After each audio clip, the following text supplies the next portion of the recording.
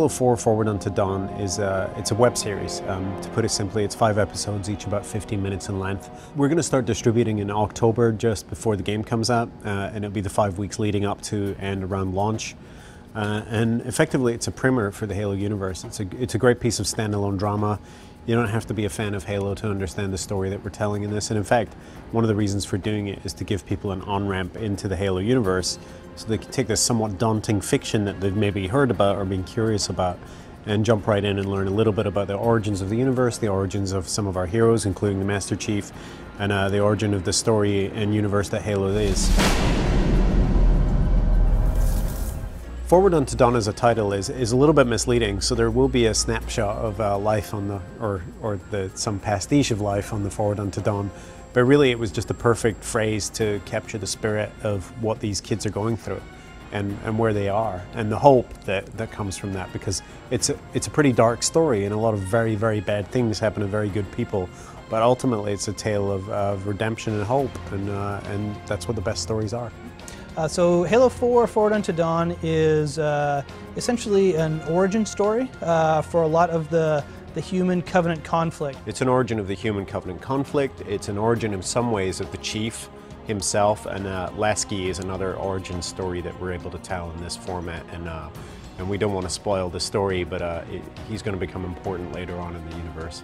So the story of Forward Unto Dawn does include the Master Chief, and he is pivotal character in that story, as a matter of fact, but he doesn't get the majority of the screen time. That goes to a character named Thomas Lasky, who's a young cadet, and it is a coming-of-age story, and the Chief is going to be a big part of that. The project revolves around Thomas Lasky and his time at Corbulo Academy, which is a fictional academy, and it's set in the future, and the story basically is set following him and his journey through the academy, and it's mainly focusing on his struggles with trying to work out where he fits in and what he believes in and whether it's right or wrong. You will see him actually grow up. Suffice it to say that he's a very important character in both Halo 4's campaign and in Spartan Ops, and will play a fairly central role in your understanding of the UNSC and the mechanics of the present-day military as it is in that universe. I think really serious Halo fans they'll find it first and foremost a really focused, tight story, but I think it's going to take them back in some ways to the kind of sense of revelation and wonder that they had the first time they played Halo, where you were learning all this stuff as you went along, and we very deliberately and very literally put the audience in the shoes of the characters in this piece, and I think that both the performers and the audience are both going to be learning about the state of the universe in real time as the story plays out, and it's actually been one of the most successful aspects of creating the story. And of course we owe that to the screenwriters, Todd and Aaron Helping, who worked very closely with us to capture exactly that mood and that spirit and the essence that we were shooting for. You know, half the battle in creating a convincing Master Chief is obviously the armor, but the other half is the actor and the sort of physical embodiment. We have a great combination of both. We have the actor Daniel Cudmore, who played Colossus in X-Men.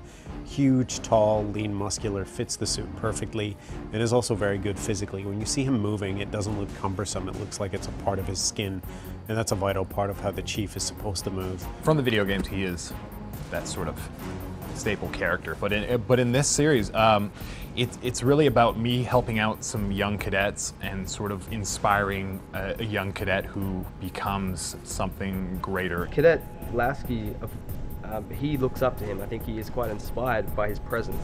He's very overwhelming, and he's quite intimidating as well at first, because nobody's encountered anything like him before. To actually finally see him realized as he is in the show gave me, just a huge fan explosion. I have to give a lot of respect to the guys at Legacy who made the costume and their level of attention to detail. The things that we're being able to achieve with one of these practical suits is pretty cool, and a lot of the stuff that we're shooting is coming across really, really well. I mean, it looks like what it should, like this battle-hardened outfit that really can take a huge lick. I think that the hardcore Halo fans, and even some of the sort of loosely invested Halo fans, have always wanted to see live-action Halo on the screen, and I think this is going to do more than satisfy and scratch that itch. I think it's going to open up the Halo universe in a way that we've never been able to with game cinematics, and you can't do justice to with live action commercials.